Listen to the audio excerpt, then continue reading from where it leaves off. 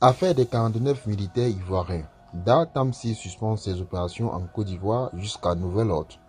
Dans un communiqué publié récemment, le premier responsable de Da Tamsi, une société qui intervient dans le domaine des Tamsi et du négoce, a relevé la suspension des opérations de l'entreprise en Côte d'Ivoire jusqu'au retour à la normale entre les deux pays, suite bien sûr aux différends nés de l'interpellation des 49 soldats militaires ivoiriens au Mali.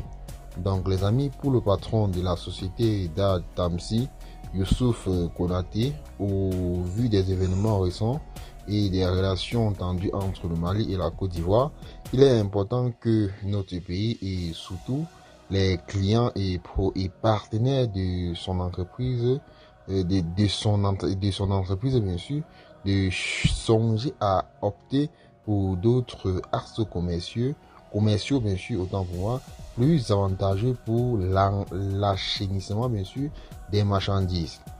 Selon lui, la Côte d'Ivoire est un pays frère avec lequel le Mali partage des valeurs culturelles et fraternelles.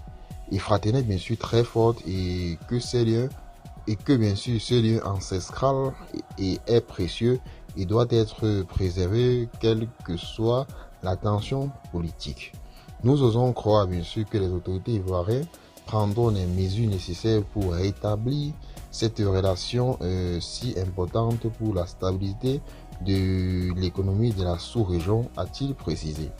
Il bien sûr révéla ainsi qu'en dehors de la Côte d'Ivoire, la société Da Tamsi va désormais privilégier d'autres canaux de transport tels que la Guinée et la Mauritanie qui offrent ainsi d'innombrables avantages commerciaux.